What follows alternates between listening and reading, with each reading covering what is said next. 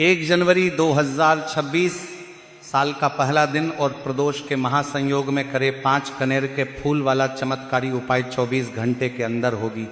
बड़ी से बड़ी इच्छा भी पूर्ण। श्री शिवाय नमस्तुभ्यम महाराज। जैसा कि आप सभी जानते ही हैं कि 1 जनवरी 2026 गुरुवार के दिन है, प्रदोष व्रत और साल का पहला दिन। और इस महासंयोग में आपको एक ऐसा विशेष उपाय करना है जिसे करने मात्र से आपके जीवन में खुशहाली आएगी, आपकी सारी अधूरी कामनाएं पूर्ण होगी। इसी के साथ जीवन से धन की समस्याएं भी हमेशा के लिए समाप्त होगी। तो भक्तों, नए साल की शुरुआत ही इस बार भोले बाबा की सबसे प्रिय तिथि प्रदोष यानी कि त्रयोदशी की तिथि से हो रही है। ऐसे में आपको इस मौके को अपने हाथ से गंवाना नहीं है। तो चलिए भक्तों, जानते हैं उस विशेष उपाय के बारे में जिसे करने मात्र से पूरे साल भर आपके ऊपर भगवान शिव का आशीर्वाद बना रहता है। और भक्तों, इस उपाय को करने के बाद आपकी जो भी अधूरी मनोकामनाएं हैं वह भी निश्चित रूप से कुछ ही दिनों के अंदर परिपूर्ण होगी। तो भक्तों, जो सबसे पहले उपाय है ये आपको मात्र 5 कनेर के फूलों से करना है। तो देखिए भक्तों, बहुत ही ध्यानपूर्वक सुनिए। इस उपाय को करने के लिए सबसे पहले तो आपको 5 कनेर के फूलों की आवश्यकता होगी। तो भक्तों, आपको सबसे पहले तो आपके आसपास जो भी कनेर के फूल का पौधा हो तो वहां से आपको कनेर के 5 पुष्प तोड़ करके ले आना है, या आप चाहे तो फूल वाले के वहां से भी कनेर के पुष्प लेकर के आ सकते हैं। मात्र आपको 5 कनेर के पुष्प लेने हैं। इसी के साथ में आपको मात्र 1 लोटा शुद्ध जल लेना होगा तांबे के पात्र के अंदर, अपने ही रसोई घर के वहां से।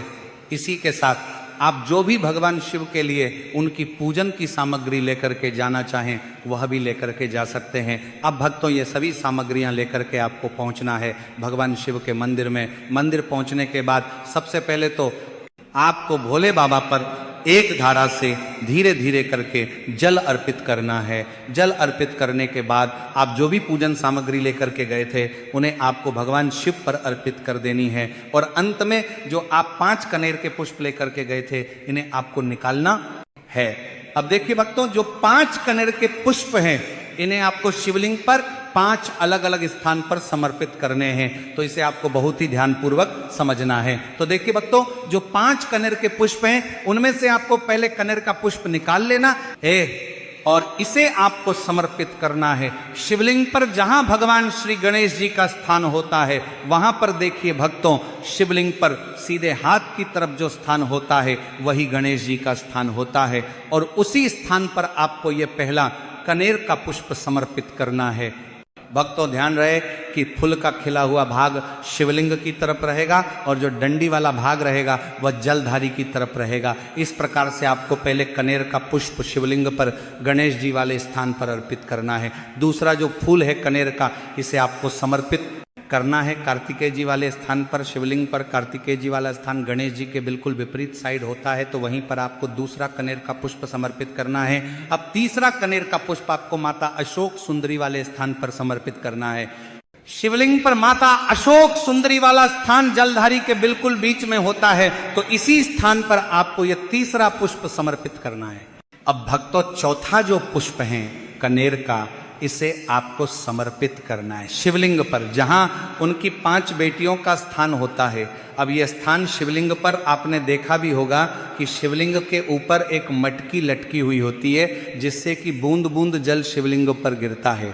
तो इसी स्थान को भगवान शिव की 5 कन्याओं का स्थान माना जाता है, जो कि हैं जया, विषहरा, शामली वाली, दोतली और देव।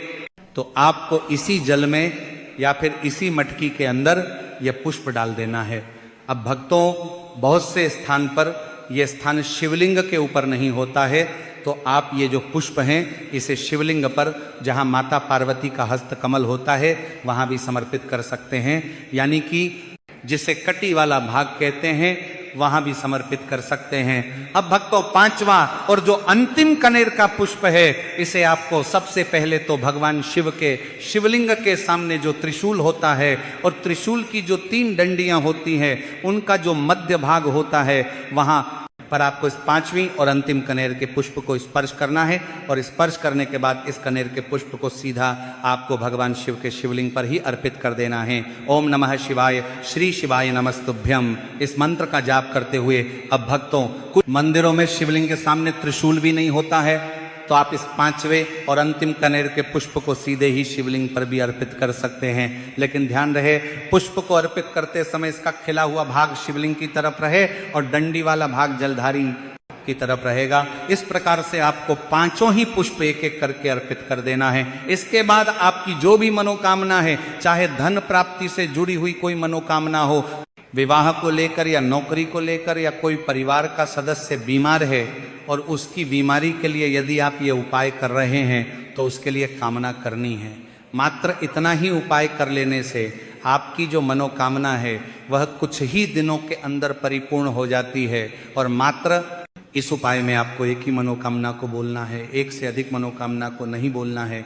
इस बात का भी ध्यान रखें। तो इस प्रकार से आपको साल के पहले दिन प्रदोष के महासंयोग में यह उपाय करना है।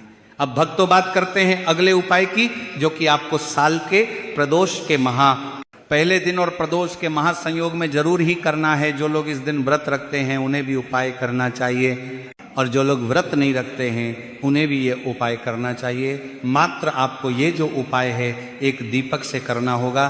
तो देखिए भक्तों, इस उपाय के लिए आपको मात्र एक दीपक लेना होगा। दीपक आप मिट्टी का भी ले सकते हैं और शुद्ध आटा मढ़कर उसका भी दीपक आप तैयार में कर सकते हैं। अब भक्तों, इस दीपक के अंदर आपको गोल रुई की बाती का प्रयोग करना होगा और इस दीपक में आपको शुद्ध देसी घी का प्रयोग करना है। अब भक्तों, इस दीपक को सीधा लेकर के आपको पहुंच जाना है आपके घर का जो मुख्य द्वार होता है वहां पर। अब यदि आप मुख्य द्वार में अंदर की तरफ प्रवेश कर रहे हैं तो आपके सीधे तरफ, और यदि मुख्य द्वार से बाहर की तरफ आ रहे हैं तो आपके उल्टे तरफ रख करके आपको प्रज्वलित कर देना है। और प्रज्वलित करने के बाद आपको भगवान शिव से मन ही मन प्रार्थना करनी है कि हे भोलेनाथ, आपका आशीर्वाद पूरे साल भर हमारे पूरे परिवार पर बना रहे और हमारे जो भी कष्ट है, संकट है, वह सभी आपकी कृपा से समाप्त हो जाए। तो भक्तों, इस प्रकार से आप ये उपाय साल के पहले दिन प्रदोष की तिथि पर शाम के समय सूर्यास्त के बाद किसी भी समय कर सकते हैं। अब भक्तों, हम बात करते हैं अगले उपाय के बारे में। यह उपाय करने मात्र से पूरे साल भर आपके जीवन में कभी भी धन धान्य की समस्याएं उत्पन्न नहीं होगी। हमेशा धन में वृद्धि होगी, व्यापार में उन्नति होगी, साथ ही जीवन से जो भी दुख और संकट हैं वह भी दूर होंगे। तो भक्तों, इस उपाय को करने के लिए सबसे पहले तो आपको मात्र एक शमी पत्र लेना होगा। साथ ही आपको 5 बेलपत्र और 7 चावल यानी कि अक्षत के दाने लेने हैं, जो कि कहीं से भी टूटे हुए नहीं होने चाहिए। और अंत में आपको एक लोटा जल लेना है और सभी सामग्रियों को लेकर के आपको इस प्रदोष के महासंयोग में पहुंच जाना है भगवान शिव के मंदिर में। अब भक्तों ध्यान रखें कि ये जो उपाय हैं ये आपको शाम को प्रदोष काल के समय में ही करना है।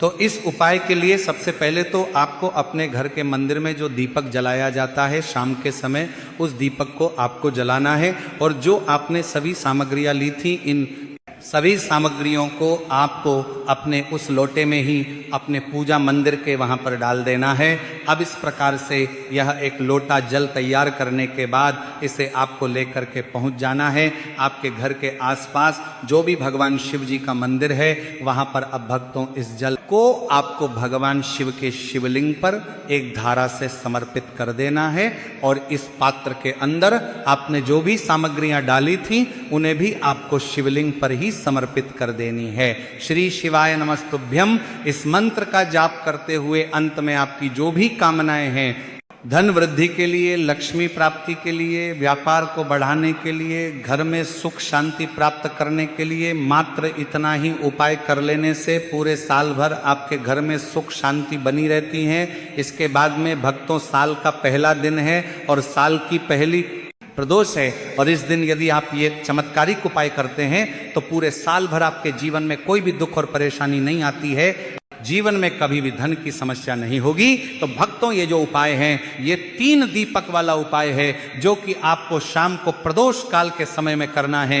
अब भक्तों, ये जो तीनों ही दीपक है ये आपको आटे से तैयार करने हैं और तीनों ही दीपक के अंदर आपको शुद्ध देसी घी का प्रयोग करना है और तीनों ही दीपक में आपको गोल रुई की बाती का प्रयोग करना है। अब इस प्रकार से दीपक तैयार करने के बाद इन्हें आपको एक प्लेट या फिर थाली में रखने हैं।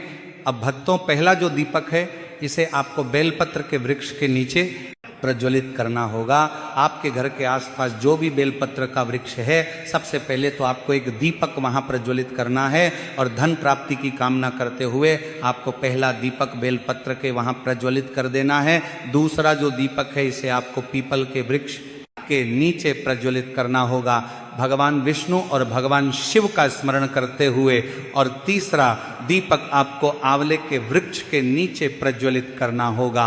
यदि आंवले का वृक्ष आपके आसपास नहीं है तो इसे आप शमी के वृक्ष के नीचे भी प्रज्वलित कर सकते हैं। और अंत में आपको भगवान से प्रार्थना कर लेना, अपनी मनोकामना बोल देना। धन प्राप्ति के लिए जो भी आप मांगना चाहो, अपने घर में सुख संपदा के लिए वो मांग लेना। उसके बाद भक्तों आपका ये उपाय पूर्ण हो जाता है। और जो व्यक्ति, जो माताएं बहनें इस उपाय को साल के पहले दिन और प्रदोष के महासंयोग में कर लेते हैं तो आपके जीवन में हमेशा सुख शांति बनी और समृद्धि बनी रहेंगी। उसके बाद में भक्तों बात कर लेते हैं सबसे आखिरी वाले उपाय के बारे में, जिस उपाय को करने से भगवान शिव प्रसन्न होते हैं और हमारी सारी मनोकामनाएं पूर्ण करते हैं। भक्तों, साल का पहला दिन और प्रदोष की तिथि और इस दिन शाम के समय प्रदोष काल में अगर आप लोगों को कहीं से सफेद फूल मिल जाए जो भगवान शिव जी पर चढ़ते हो तो भक्तों सफेद फूलों को लेकर आना। सफेद फूलों को लाकर उनकी पंखुड़ियों को तोड़ लेना। जितने सफेद फूल मिल जाए शिव जी पर चढ़ने वाले उतने लेकर आ जाना और उनकी पंखुड़ियों को तोड़ लेना। और पंखुड़ियों को तोड़ने के बाद इन पंखुड़ी को इकट्ठा कर लेना और शाम के समय प्रदोष काल में शिव जी के मंदिर पहुंचना। शिव जी के मंदिर जैसे ही पहुंचोगे ना तो शिव जी की पूरी शिवलिंग का आपको इन सफेद फूलों से श्रृंगार करना है। साथ में आप दीपक भी लेकर जाओ तो जा सकते हो, पर सफेद फूलों की पंखुड़ियां विशेष रूप से लेकर जाना और पंखुड़ी से श्रृंगार करना, जलाधारी का करना। शिवलिंग के आसपास की भी जो है पूरे में सफेद फूलों से श्रृंगार कर देना।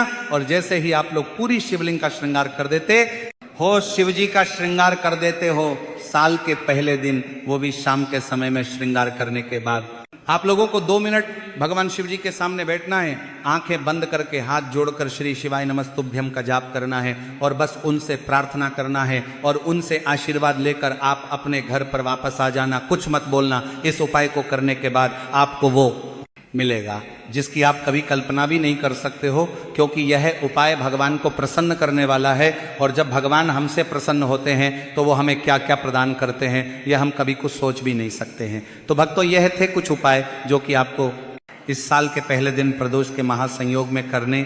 यदि उपाय से जुड़ी जानकारी अच्छी लगी हो तो वीडियो को लाइक और चैनल को सब्सक्राइब जरूर करें। धन्यवाद।